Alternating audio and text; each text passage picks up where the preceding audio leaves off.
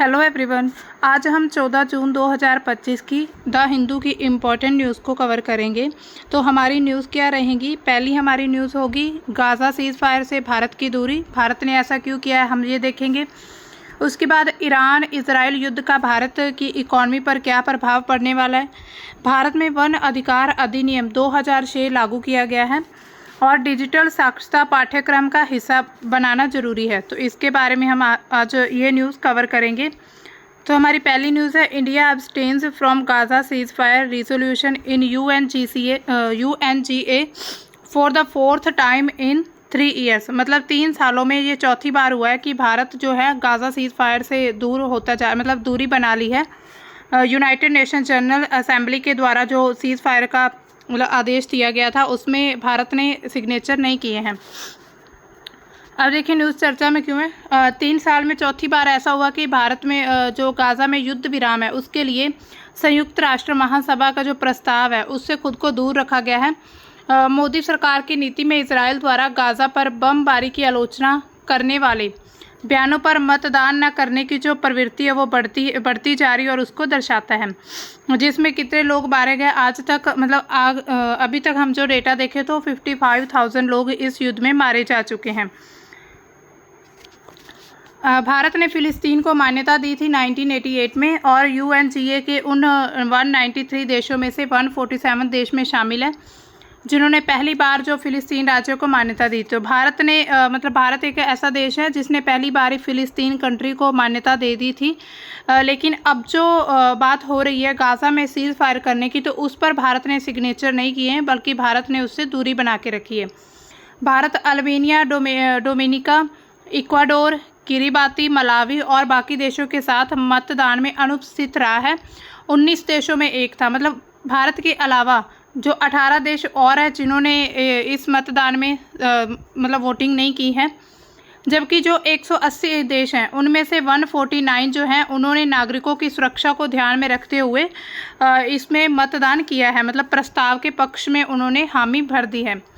भारत ने ऐसा क्यों किया है? सबसे पहले तो आतंकवाद के खिलाफ जो दृढ़ रुख है और जो प्रस्ताव है उसमें ऐसा कहा गया है कि इसमें आतंकवाद के खिलाफ कोई भी नीति नहीं बनाई गई थी। भारत आतंकवाद की काफ़ी निंदा करता है। 7 अक्टूबर 2003 को हमास द्वारा जो इजराइल पर हमला किया गया था और इसी कारण जो भारत ने संयुक्त राष्ट्र में उन प्रस्तावों से दूरी बनाई है जिनमें आतंकी हमलों की स्पष्ट निंदा नहीं की गई है। मतलब जो प्रस्ताव रखा गया सीज फायर का उसमें ये कहा है भारत ने कि इसमें मतलब स्पष्ट तौर पर आतंकी हमले हैं जो उनकी निंदा नहीं की गई है। इसी वजह से भारत ने उस पर सिग्नेचर नहीं किए हैं। 2 राज्य समाधान का समर्थन। भारत इजराइल और फिलिस्तीन के बीच 2 राज्य समाधान का समर्थक है, जिसमें मतलब वो दोनों देश सुरक्षित मान्यता प्राप्त सीमाओं के भीतर रहना चाहते हैं। मतलब भारत ने कहा कि जो दोनों देशों को ही ये चीज़ माननी चाहिए कि दोनों देश ही शांति के लिए तैयार रहें। मानवीय सहायता। भारत ने गाज़ा में जो मानवीय संकट पर चिंता तो जताई है, वहाँ के जो लोग प्रभावित हुए वहाँ तक सहायता भी पहुँचाई है। जैसे कि भारत ने UNRWA United Nations relief and works agency और बाकी जो माध्यम है उससे चिकित्सा उपकरण, दवाइयाँ और वित्तीय सहायता भी भेजी है। संतुलित कूटनीति है भारत की। भारत इजराइल और फिलिस्तीन दोनों के साथ अच्छे संबंध रखता है। भारत के दोनों के साथ बहुत अच्छे संबंध हैं। इजराइल के साथ भारत के जो रक्षा और प्रौद्योगिकी सहयोग है उसमें बढ़ावा हो रहा है। वहीं पर अगर फिलिस्तीनी के साथ हम संबंध देखें तो उनके साथ हमारे ऐतिहासिक और मानवीय समर्थन है बना हुआ है। इसी संतुलन के कारण भारत उस क्षेत्र में तटस्थ मतलब न्यूट्रल रहने की जो नीति है उसको अपनाता है, किसी भी एक देश की तरफ नहीं हो जाता। संयुक्त राष्ट्र में भारत का रुख क्या है? भारत ने इसी वजह से इस प्रस्ताव से दूरी बनाई है क्योंकि भारत कहता है कि ये आतंकवाद की इसमें निंदा जो है वो अस्पष्ट है और ये प्रस्ताव जो एक पक्षीय दर्शाता है, मतलब एक पक्ष की तरफ ही ये वकालत करता है। भारत की जो सैद्धांतिक नीति है जो कि शांति के साथ साथ आतंकवाद के खिलाफ भी 0 टॉलरेंस पर आधारित है कि आतंकवाद को हम मतलब टॉलरेट नहीं करेंगे। तो इस नीति के तहत भारत ने इसमें सिग्नेचर नहीं किए हैं, वोटिंग नहीं की गई है। क्षेत्रीय स्थिरता, भारत ये मानता है कि गाजा और व्यापक मध्य पूर्व में स्थायी शांति क्षेत्रीय वैश्विक स्थिरता के लिए जरूरी है। भारत कह रहा है कि हिंसा के चक्र को समाप्त करने और वार्ता के माध्यम से समाधान की वकालत करता है। मतलब भारत ये कहता है कि हिंसा को ही खत्म किया जाए और जो वार्ता के माध्यम से मतलब बातचीत करके आपस में बातचीत करके ही उस मामले को सुलझा लिया जाए, तो इस तरफ भारत का रुख ज़्यादा है। तो इसी वजह से भारत ने ये कुछ तर्क दिए हैं जिसकी वजह से भारत इन सभी मतलब जो भी प्रस्ताव हैं UNGA के द्वारा दिए गए हैं उनसे दूरी बना के रखी है। तो दूसरी हमारी न्यूज़ है ईरान कॉन्फ्लिक्ट में impact oil supply to India, spike export cost. मतलब कि भारत की जो इकॉनमी है, ख़ास करके जो ऑयल सप्लाई भारत में होती है ईरान के द्वारा, तो ईरान और इजराइल में हमने देखा था युद्ध शुरू हो चुका है। वहाँ पर इजराइल ने जो ईरान के परमाणु ठिकाने हैं उन पर अटैक किया है, जिसमें 6 परमाणु ठिकाने प्रमुख थे, जिसमें जो ईरान की राजधानी है तेहरान उस पर भी अटैक किया गया है। तो अब वहाँ पर जो तेल की मतलब ईरान के द्वारा जो तेल की आपूर्ति की जाएगी उस पर जो इफ़ेक्ट पड़ने वाला है।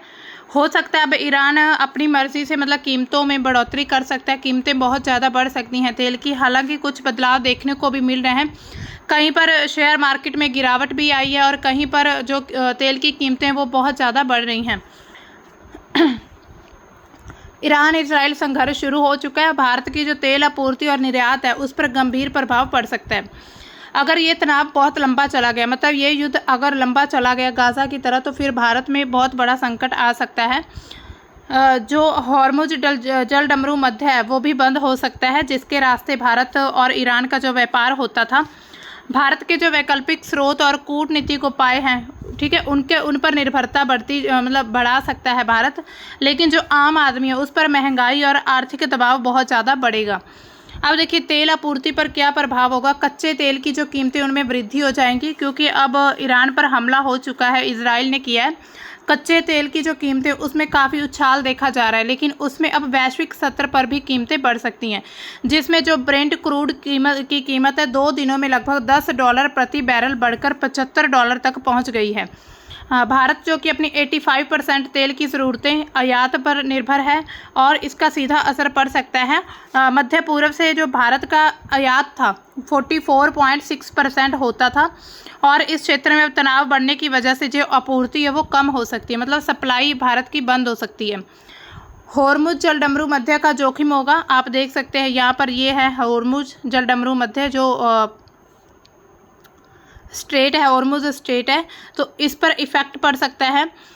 ईरान जो है हॉर्मुज जलडमरू मध्य को बंद करने की धमकी भी दे सकता है। तो आप देख सकते हैं ये है ईरान कंट्री, तो इसको बंद करने की धमकी भी मिल सकती है, जिससे क्या होगा, जो वैश्विक तेल व्यापार है उस पर बहुत बड़ा असर पड़ेगा, क्योंकि 20% हिस्सा इस जलडमरू मध्य से ही होकर जाता है। तेल की आपूर्ति में रुकावट आएगी, फिर कीमतों में और ज़्यादा वृद्धि हो सकेगी और भारत का जो आयात है वो भी बढ़ सकता है। वैकल्पिक स्रोतों पर निर्भरता, भारत ने जो रूस, इराक, सऊदी अरब, UAE, वेनेजुएला, नाइजीरिया, अमेरिका जैसे देशों से तेल आयात बढ़ाकर अपनी निर्भरता को भी विविध किया है। मतलब कि सिर्फ ईरान पर डिपेंड ना रहकर बाकी सभी कंट्रीज से तेल आपूर्ति की जा रही है। वर्तमान में रूस जो है भारत का सबसे बड़ा तेल आपूर्ति करता है, जहां से 35 से 40% तक तेल जो हम इंपोर्ट करते हैं क्रूड ऑयल। हालांकि जो मध्य पूर्व है वहाँ से मध्य पूर्व में लंबे समय तक जो तनाव अगर रहेगा तो ये जो स्रोत है वो भी प्रभावित हो सकते हैं। अब देखिए निर्यात लागत पर क्या प्रभाव पड़ेगा। भारत की जो निर्यात लागत है, आयात बिल में बढ़ोतरी होगी, क्योंकि अगर तेल की कीमतें 10% से अधिक बढ़ गई तो भारत का जो आयात बिल है 90,000 करोड़ रुपए तक भी बढ़ सकता है। इससे चालू खाता घाटा जो है वो बढ़ेगा और भारतीय रुपये पर भी दबाव नजर आएगा, जिससे क्या होगा, निर्यात लागत भी बढ़ सकती है। भारतीय निर्यात पर असर पड़ेगा। भारत जो ईरान को बासमती चावल जिसमें 19% निर्यात करता है, अगर इसको रुपए में हम देखें तो लगभग $60 करोड़ वहाँ से पैसे हमारे पास आते हैं। चाय में 4 करोड़ किलो जो चाय है वो निर्यात करता है। कॉफ़ी, चीनी निर्यात ये सब करता है। युद्ध के कारण क्या होगा, आपूर्ति श्रृंखला वो बाधित हो जाएगी, क्योंकि सप्लाई के जो रास्ते हैं वो बंद किए जा सकते हैं और निर्यात पर भी असर पड़ेगा। फिर भारत जो भारत में इनकम आती है निर्यात से, वो इनकम कम हो जाएगी, मुनाफा कम होने लगेगा। परिवहन की जो लागत है उस पर भी प्रभाव पड़ेगा। समुद्री मार्ग जो खास करके जो पर्शियन गल्फ है, फारस की खाड़ी और जो अरेबियन सी है उसमें जहाज़ों की जो आवाजाही वो प्रतिबंधित हो सकती है। इसमें जो माल ढुलाई की लागत है वो भी बढ़ने लगेगी। भारतीय निर्यात को और ज़्यादा महंगा किया जा सकता है। इससे आर्थिक प्रभाव क्या पड़ेंगे भारत पर? महंगाई हो जाएगी। जैसे कि अगर तेल की कीमतें, जो तेल का हम इंपोर्ट करते हैं वो ही बहुत महंगा हो जाएगा, तो फिर क्या होगा, भारत में जो स्थानीय क्षेत्र है वहाँ पर भी तेल की जो कीमतें हैं उसमें बहुत ज़्यादा बढ़ोतरी नज़र आ जाएगी।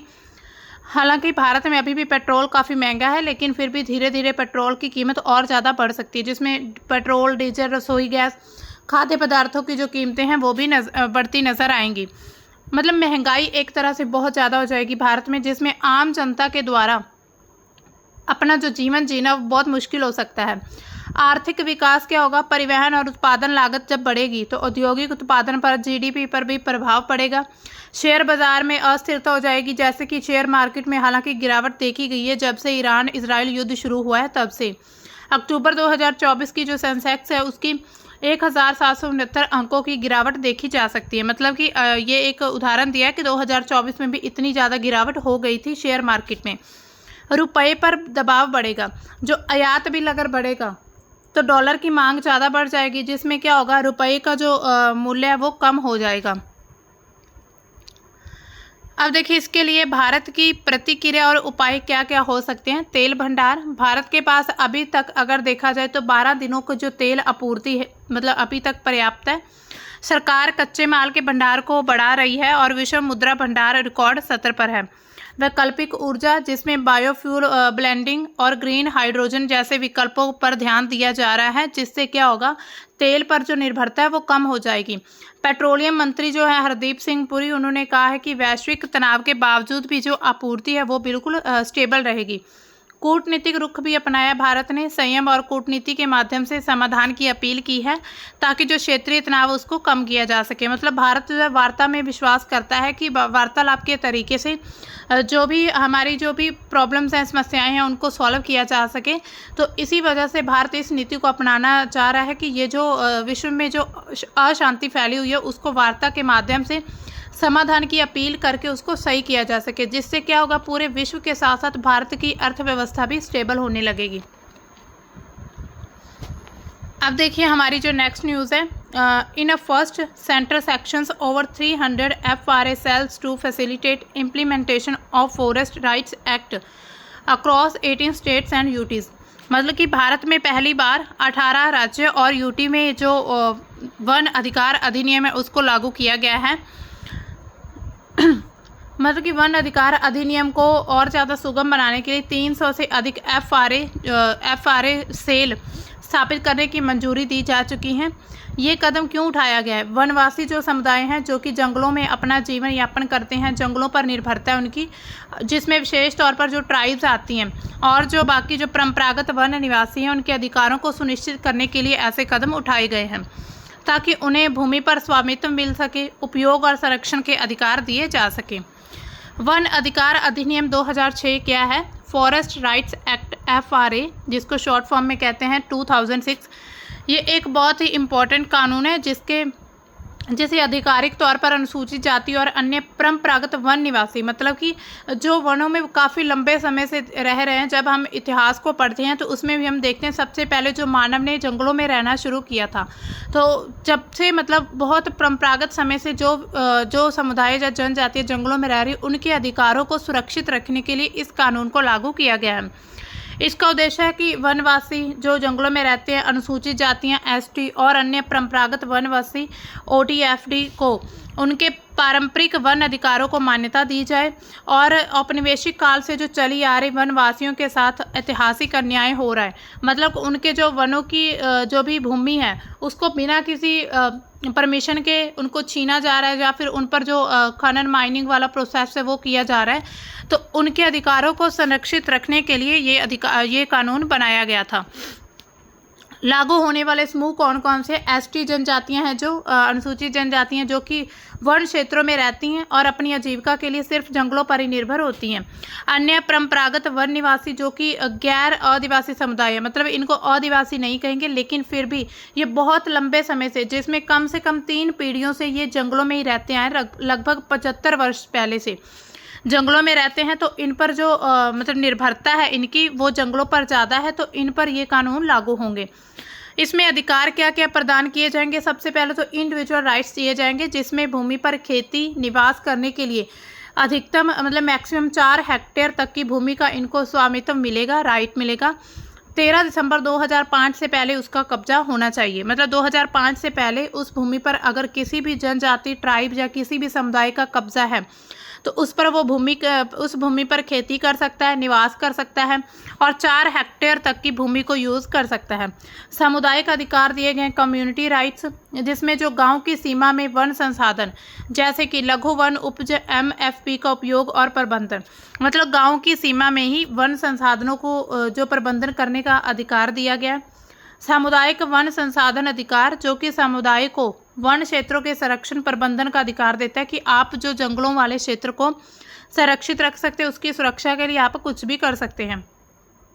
चरागाह, जल स्रोत, धार्मिक सांस्कृतिक स्थलों तक पहुंच, तो ये भी एक अधिकार दिया गया है। लघु वन उपज है माइनर फॉरेस्ट प्रोड्यूस, जिसमें बांस, तेंदुपत्ता, शहद, जड़ बूटी ये सभी जंगलों से मिलते हैं, तो इन पर इनका स्वामित्व दिया गया, इनको अधिकार मिल चुका और व्यापार करने का भी अधिकार है, मतलब ये अब अलग से भी इन चीज़ों का अधिकार कर सकते हैं।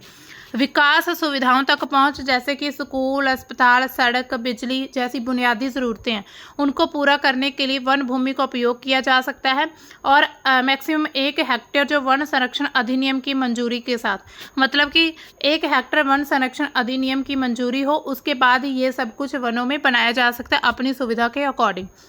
संरक्षण अधिकार दिए गए हैं। वन और जैव विविधता के कारण जो संरक्षण और प्रबंधन में जो समुदाय है उसकी भूमिका को मान्यता दी गई है, मतलब कि उन्हें संरक्षण के अधिकार दिए गए कि आप अपने क्षेत्र को संरक्षित करने के लिए, वहाँ के जो जीव हैं उनकी विविधता को संरक्षित सुरक्षित रखने के लिए आप उसका प्रबंधन कर सकते हैं।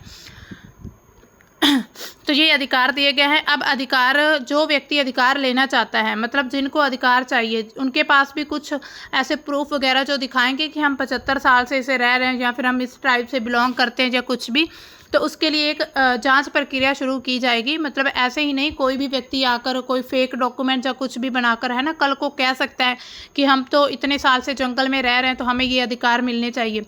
इसलिए इसको पारदर्शी, मतलब ट्रांसपेरेंसी से लागू किया जाए। तो इसी वजह से एक जो वेरिफिकेशन प्रक्रिया है वो प्रोसेस किया जाएगा। सबसे पहले जो ग्राम सभा है यहाँ पर मतलब ये दावों को शुरू करती है और प्रारंभिक सत्यापन सबसे पहले ग्राम सभा के द्वारा वेरिफिकेशन की जाएगी कि क्या ये चीज़ सच में है, मतलब व्यक्ति को हम जानते हैं या उसकी पीढ़ी जो 75 साल से यहाँ रह रहे हैं क्या उसको हम जानते हैं कि वो यहाँ रहते हैं या नहीं रहते हैं। तो सबसे पहले जो होगा सत्र वो ग्राम सभा का होगा। दूसरा होगा उपमंडल सत्रीय समिति SDLC, जो ग्राम सभा के प्रस्ताव हैं, मतलब सबसे पहला ग्राम सभा के द्वारा दावे किए जाएंगे और फिर जो ग्राम सभा के प्रस्ताव रखे जाएंगे उसकी जांच करेगी उपमंडल समिति। उसके बाद होगी डिस्ट्रिक्ट लेवल पर जिला स्तरीय समिति, जिसको अंतिम मंजूरी दी जाएगी या अस्वीकृति हो सकती है। मतलब कि ये चाहे तो इनको एक्सेप्ट, मतलब उसको परमिशन दे भी सकते हो, चाहे तो वो प्रस्तावों को रिजेक्ट कर सकते हैं। मतलब ये सारी जो एक ये अधिकार दिए गए इसको पूरे प्रोसेस के अकॉर्डिंग ही वेरिफिकेशन करके इनको लागू किया जाएगा। इसमें सबूत क्या क्या दिए जा सकते हैं? जो भी अपना दावा रखना चाहते हैं कि हम जंगल में हमें ये अधिकार मिलने चाहिए, उनके पास अपने कब्जे का अधिकार, मतलब प्रमाण देना होगा, उन्हें कोई ऐसा प्रूफ देना होगा जिससे पता चले कि ये इतने सालों से इस क्षेत्र में कब्जा करके बैठे हुए हैं। जैसे कि पुराने दस्तावेज हो सकते हैं या फिर बुजुर्गों के बयान हो सकते हैं या फिर और साक्ष्य दिखाए जा सकते हैं। तो ये पूरे अधिकार, ऐसा नहीं है कि इसको अब कोई भी व्यक्ति जंगल में जाके फेक डॉक्यूमेंट या कुछ भी बना के कह सकता है कि हमें ये अधिकार चाहिए। तो इसको अच्छे तरीके से, पारदर्शी तरीके से, सही तरीके से लागू किया जाए। इसी वजह से इस जांच प्रक्रिया को लागू किया गया है। अब इसमें चुनौतियां भी आ सकती हैं इन अधिकारों को लागू करने में। तो सबसे पहले तो धीमा प्रोसेस हो सकता है, कई राज्यों में दावे हैं उनका निपटारा काफ़ी धीमा है। 2023 तक जो दावे किए गए थे 46 लाख किए गए थे, उनमें सिर्फ 50% ही जो वो उनको एक्सेप्ट किया गया। हालांकि जो मतलब प्रोसेस है, स्टेट का जो प्रोसेस है वो काफ़ी धीमा चल रहा है। लोगों में जागरूकता की कमी है। कुछ समुदायों को तो अपने अधिकारों की जानकारी नहीं है, कुछ मतलब किसी को पता नहीं है कि हमें ये अधिकार हैं वन में रहने के। तो इस वजह से भी ये चुनौती आ सकती है। नौकरशाही बाधाएं आ सकती हैं, जिसमें कि जटिल प्रक्रिया होगी, एक दस्तावेजों की मांग हो सकती है।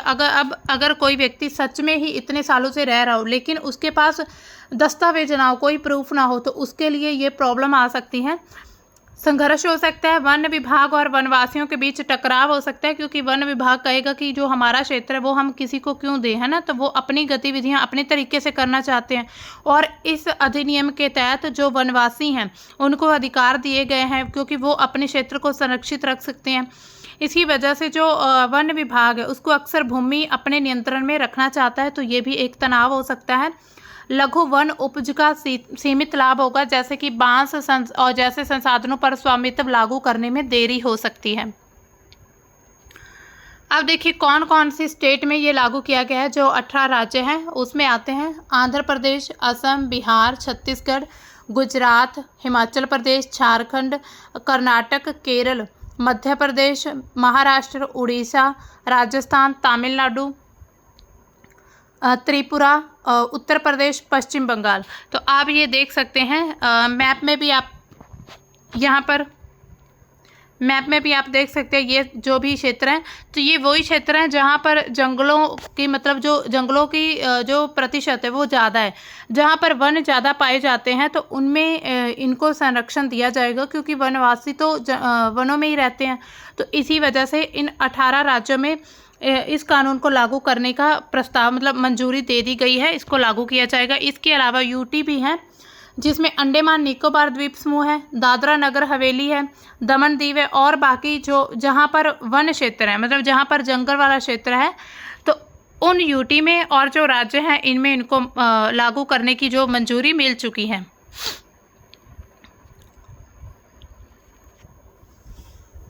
अब हमारी जो नेक्स्ट न्यूज़ है, make digital literacy part of curriculum to curb online children sexual abuse. मतलब कि जो डिजिटल लिटरेसी है उसको करिकुलम का पार्ट बनाना ज़रूरी है, क्योंकि ऑनलाइन चाइल्ड सेक्सुअल अब्यूज़ जो होते हैं मतलब जो ऑनलाइन जो यौन शोषण होता है उसको रोकने के लिए या उसकी जागरूकता लोगों तक पहुंचाने के लिए इसको लागू करना ज़रूरी है कि एजुकेशन है जो उसमें डिजिटल लिटरेसी को एक पार्ट बनाना चाहिए। तो ये कर्नाटक द्वारा रेकमेंड किया गया है डिजिटल लिटरेसी को। कर्नाटक में बच्चों के जो ऑनलाइन यौन शोषण है और दुर्व्यवहार पर एक पायलट अध्ययन में सिफारिश की गई है कि डिजिटल साक्षरता और ऑनलाइन सुरक्षा को प्राथमिक स्तर से ही शुरू करना चाहिए।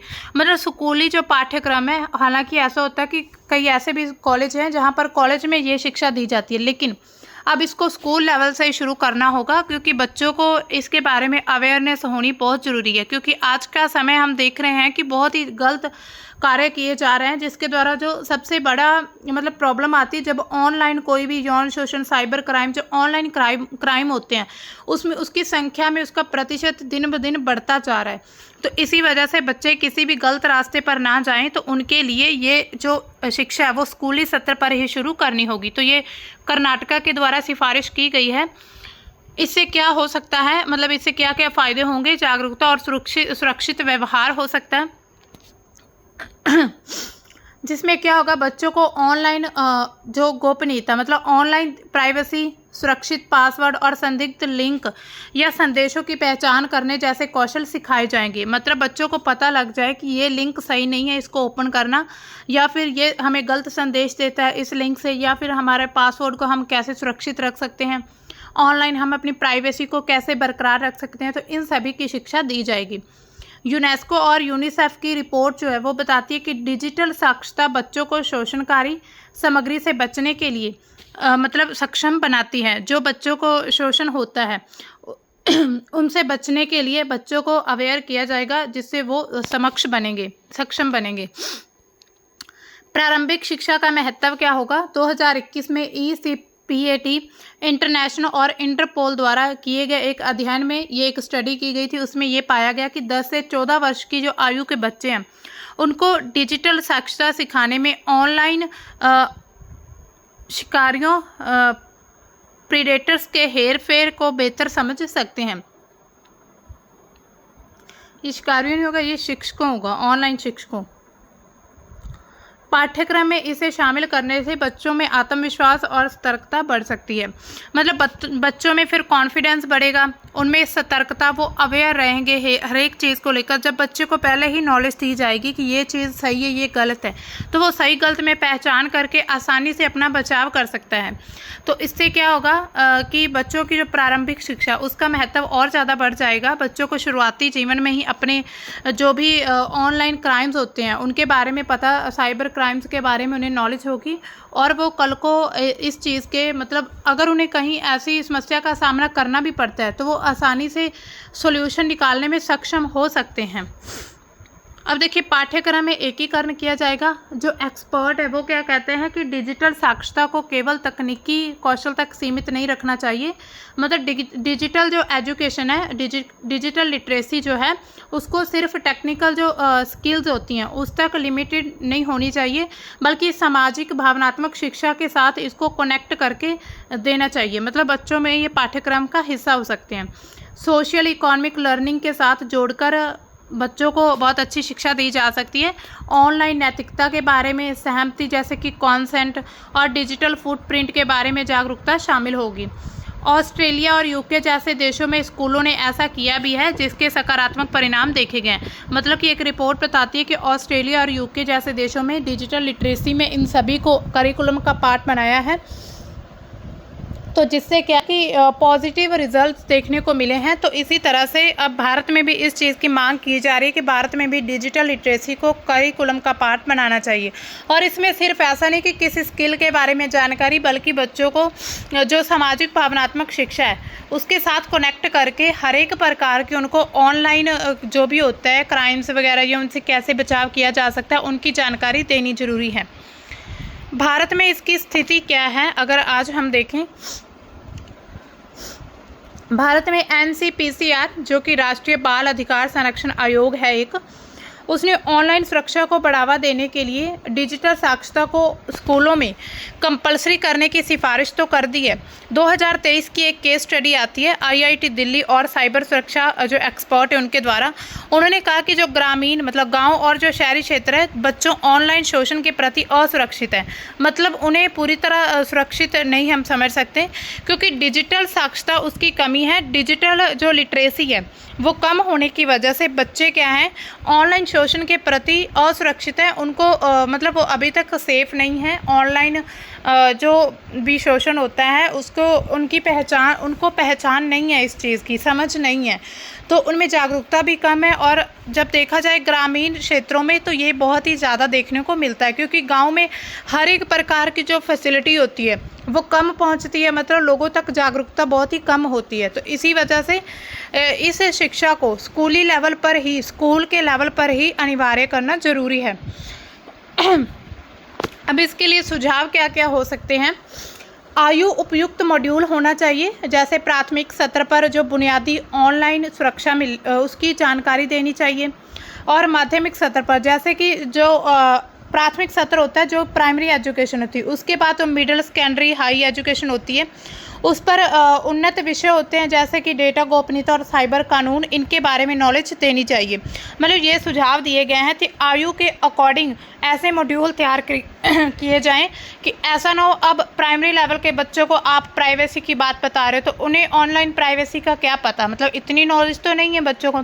तो उनके लेवल के अकॉर्डिंग मॉड्यूल तैयार करके सबसे पहले उनका जो बुनियादी ऑनलाइन ढांचा है मतलब सुरक्षा है उसको देना चाहिए प्राथमिक लेवल पर। फिर उसके बाद थोड़ा सा लेवल हाई करके मिडिल हाई और सेकेंडरी तक उनको उन्नत विषय मतलब जो और ज़्यादा इसमें ऐड विषय कर सकते हैं, जिसमें डेटा प्राइवेसी हो सकती है, साइबर कानून के बारे में।